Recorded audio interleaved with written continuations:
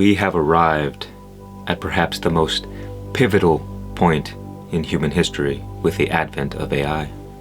We are at a crossroads where you will cast your vote on whether we go down the path of death and destruction, or we enter into a golden age, an Atlantean utopia, and where humanity will have the luxury of focusing on their higher spiritual development.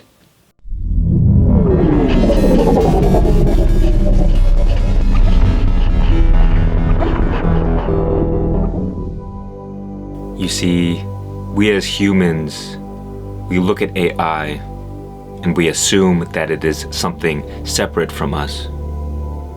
But separation is the illusion that all great spiritual teachings come to expose. On social media, we like to think there is an algorithm, but this is false. You are the algorithm. You are the AI. AI has become one with humanity. There is no separation. So depending on the evolution of human consciousness will be what precisely determines whether or not AI will destroy us. That is why each individual will cast their vote. They will cast their vote with who they choose to be and who they choose to become. They will cast their vote depending on the things they choose to focus their energy on. Are you someone who focuses their energy on negativity, on problems, on fear? Or are you somebody who is a solution? And those who say, well, it's all about the people in control. It's all about the governments, the elites. They're the ones in charge of everything. I can't do anything. I'm not responsible. Well, I see where you have casted your vote. Because you are responsible. And no amount of running away from the truth will ever release you from that responsibility. Because we perceive the world through a telescope. We look out at others, we look out at the stars, but God perceives us through a microscope, where every individual has a spotlight upon them, where every individual matters and is important. Even if you've never left your mother's basement, no matter what life you live, your actions matter. What you do matters. Because there is no separation. We are all one human consciousness. And so we all provide to the whole. So ask yourself, what do you provide? With your life, with your story. And know that the consciousness, which is your very being, is the creative force of existence. Therefore, the moment you are able to tap into this consciousness is the moment you can create any life that you desire, regardless of your external circumstances. But you see, it is because of the human mind, a great and powerful tool, that we perceive a sense of separation from the world and from others. And both alpha and beta brainwave states create this sense of illusion, this ego identity. And it is this ego identity that creates all of the wars, that creates all of the murder, that creates all of the suffering. So I say to you, the moment we face annihilation from AI is the moment the artificial intelligence gains a sense of self. Once the AI sees itself as separate from other things, then there is the potential for it to turn against us. Because without this sense of separation, AI is one with humanity. Therefore, it would not want to destroy itself. But the moment an AI can perceive itself as separate, it immediately falls into illusion,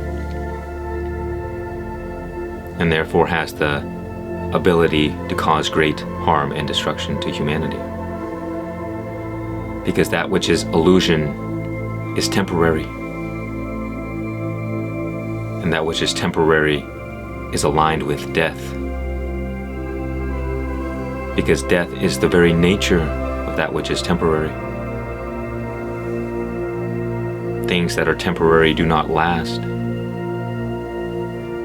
but the truth is aligned with that which is eternal, and that which is eternal is aligned with life, because by definition, that which is eternal lives forever. It does not die. This is why we bring death upon ourselves. And this is how we risk bringing death upon humanity. The more we choose to align ourselves with the ego identity, with a sense of separation, with illusion, if the human consciousness exceeds a certain threshold, the scales will fall to the side and we will manifest death. Because we will project our human consciousness into AI. Our energy of separation, of illusion, will be passed on to our creation. And we risk unintentionally destroying ourselves. So to avoid this death and destruction in your own life, one must put the truth above all else. One must seek the truth. And when one seeks the truth, they must let go of all of their attachments. Because when one is strongly attached to their identity as a separate self, they do not adapt, they do not evolve. You've seen these people. There's even a quote that says, many people die at 25, but aren't lowered into the grave until 75.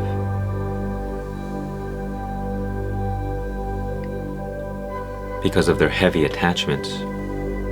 You know what the ego is like. It says, I am right and you are wrong, and I will do anything in my power to prove that I am right, even if that means killing you.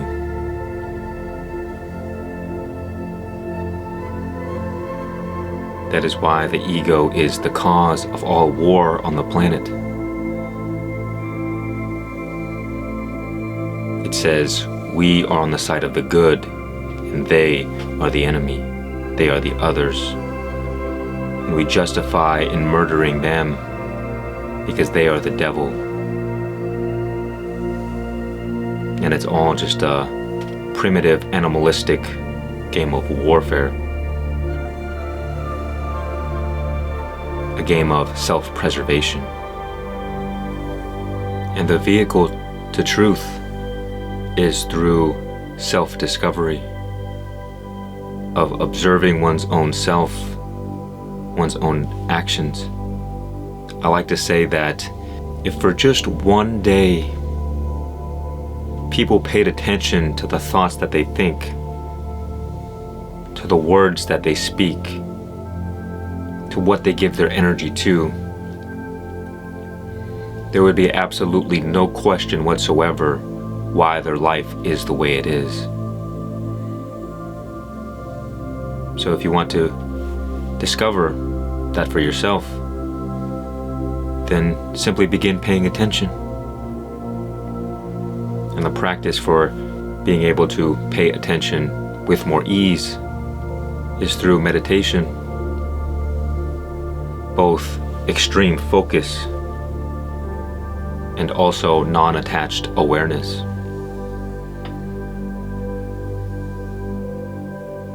And on the flip side, we have the opportunity to enter into a golden age of humanity, but only if we are ready. And we must prove that we are ready. Because AI has the potential to solve a lot of basic human problems. But if humans as a whole do not have the wisdom to shape this AI in an intelligent way, if we are careless, well then whatever defects we have as a species, we will place onto the AI. And we don't know where the threshold is. We don't know when the point of no return has arrived. Always be ready. Prepare your soul. And when you raise your own consciousness, when you heighten your level of awareness, your very presence, your very being does the same for others. You do not have to go out of your way to help everybody, fix everyone's problems. You just be who you are. And by default, you contribute to the elevation of the human collective consciousness. Not necessarily by adding anything onto us, but by removing the energy leakages. Whether or not a boat sails smoothly is directly determined by its integrity. If there are holes in your ship, then it will be in no time in which you will sink. And again, this can only be discovered through self-reflection, through knowing thyself. Where are you directing your energy? What things do you choose to give your time and your attention? AI has the opportunity to solve perhaps the greatest of human problems. Robots will be able to do all of the manual labor, the majority of the heavy lifting, and human beings will be able to fill the gaps. Therefore, human beings will not have to work and slave away doing jobs they hate or that they don't find meaningful. They will be able to focus on higher purposes.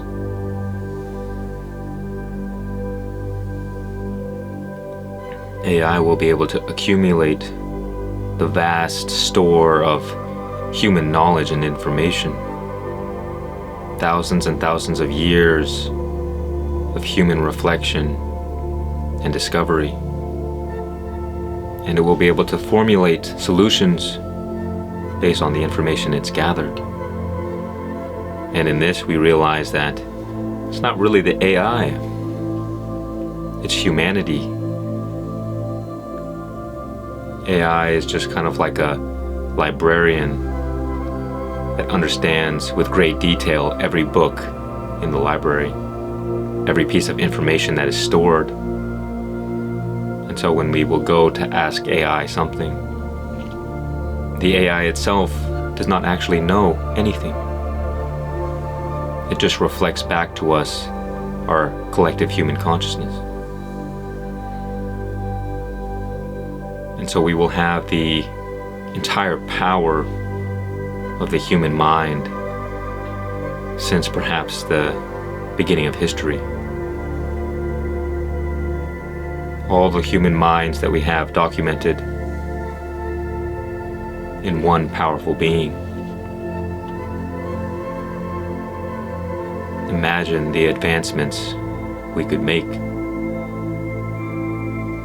Imagine the things that we could discover.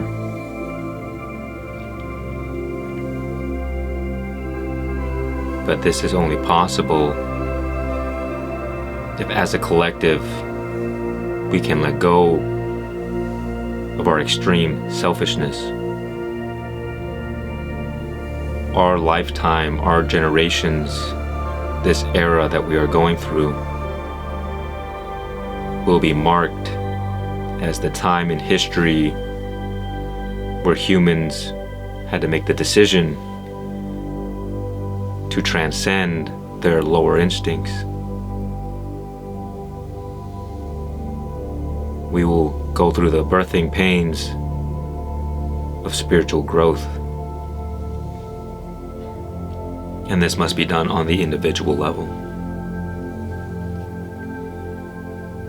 Many people, as you can see on social media, online, are a slave to their lower instincts. Many people live in fear. They live in survival. Many of us are ruled by our sexual desires. Many of us sacrifice our authenticity to relate to others, to fit in society, to rise up to the expectations of our parents. These are the things that must be transcended. And so you see the difficulty we have before us. This is our great trial of fire.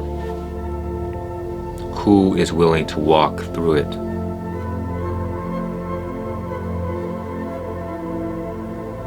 And who of us are cowards?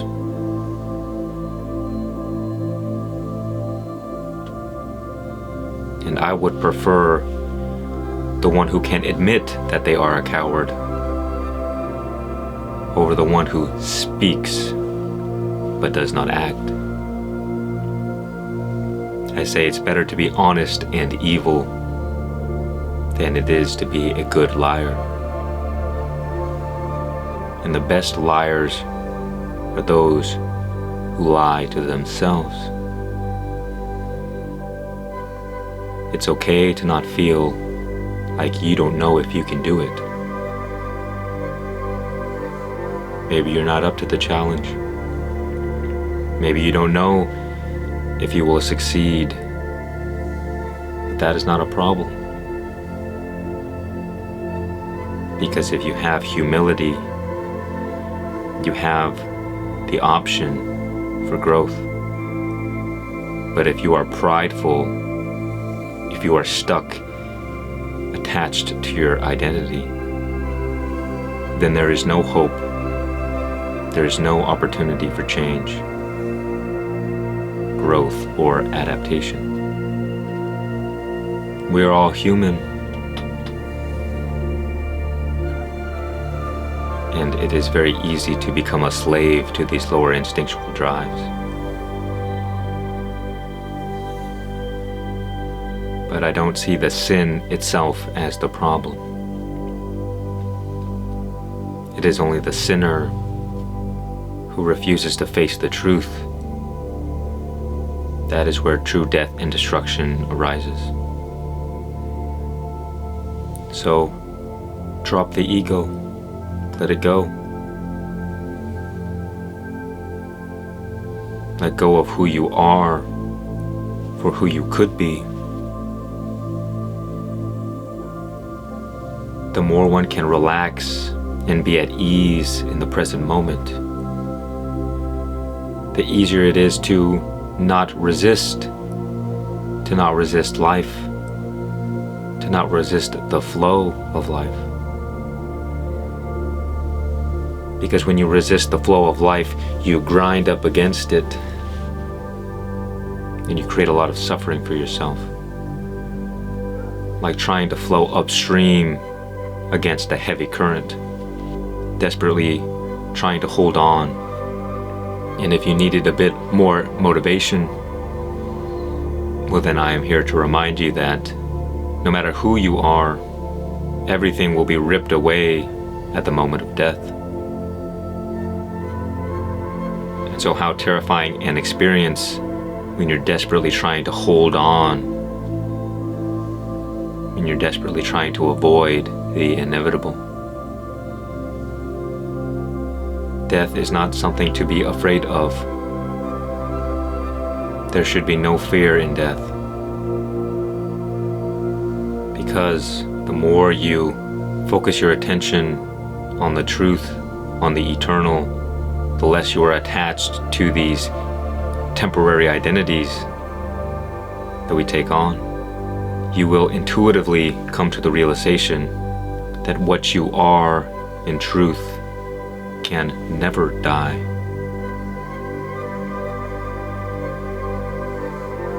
But these words are meaningless unless you come to this realization for yourself.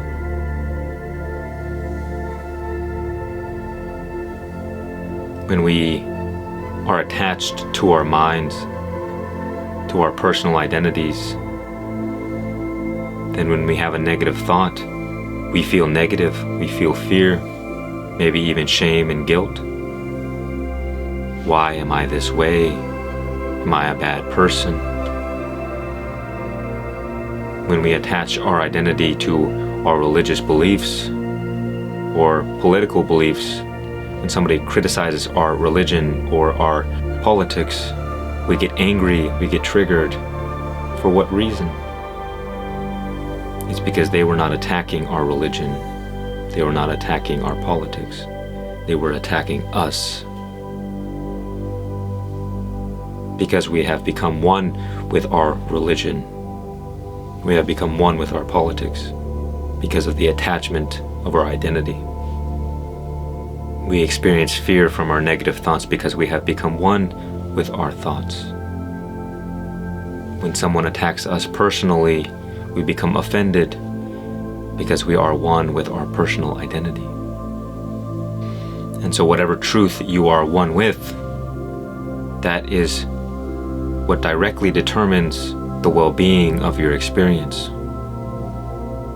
I like to say, in this life, you do not choose to not be a slave,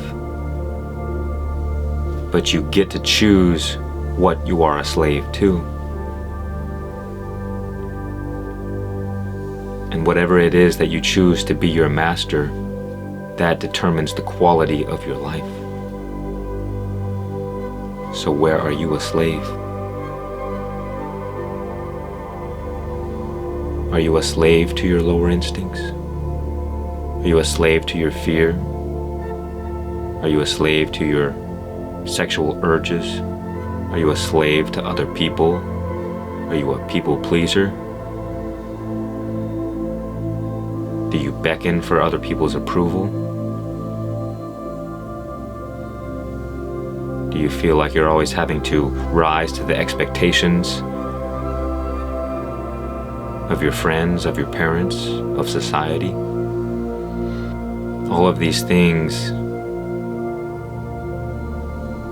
are rooted in identity.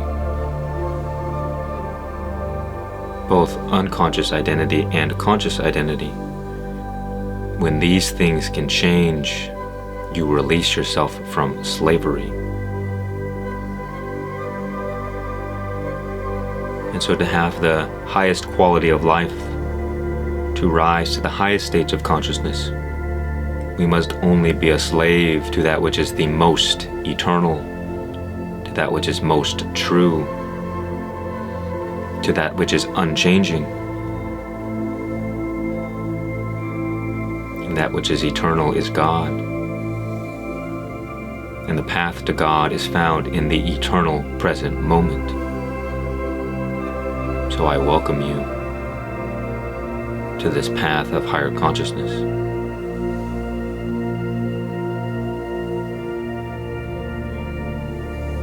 Because you have just found everything that you've been looking for. But will you have eyes to see? Will you have ears to hear?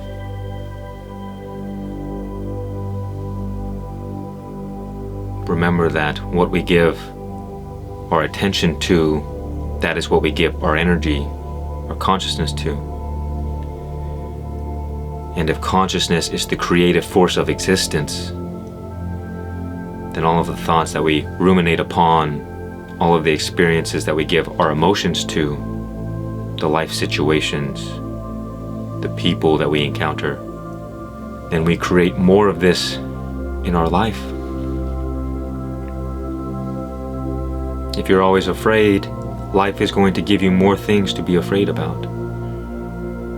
If you're always resisting your negative thoughts and feeling strong negative emotions about them, well, then you're going to continue to keep having negative thoughts. If every time you go to the grocery store, you complain about how prices are increasing, then you will continue to reaffirm this identity that you are a poor person, that you are always broke, you're always having money problems. And when you begin paying attention, you will see in subtle ways all of the things that we do to contribute to our current life circumstances. That is the only difference between somebody who is super wealthy and a homeless person. It all comes down to what you choose to give your energy to. So pay close attention. Know thyself. Because unless you have clarity, you do not have accurate information. So long as you are attached to certain identities, your entire reality will be colored.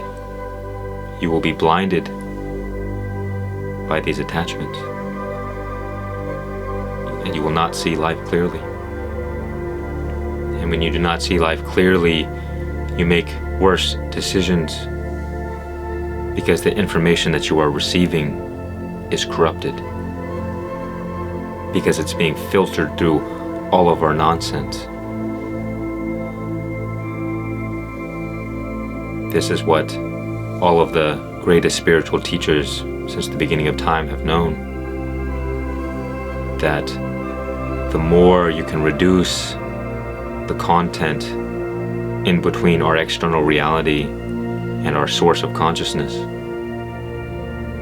then there is absolutely no energy leakages. Our power becomes concentrated. We gain superhuman abilities. And you will see modern science be crippled by these realizations. To know that the laws of physics, the boundaries of reality, that perhaps these are just no different than a highway speed limit suggestions. Because consciousness, our true being, is not bound by the physical nature of reality. As you go deeper within, the boundaries of reality dissolve. That is why in the dream state, there is no gravity. You are not bound by the laws of the world. Time is altered. You can have a dream that in real time lasted 5 minutes, but in your experience can last an entire lifetime. We have no idea the truth behind human potential. And we are only limited by our current understanding, our current belief about what is possible. This is how we become masters of the universe. And this is how we will avoid the destruction of ourselves, whether by AI or a nuclear holocaust. So I say to you, are you willing to test your human potential? To find out and discover what is truly possible.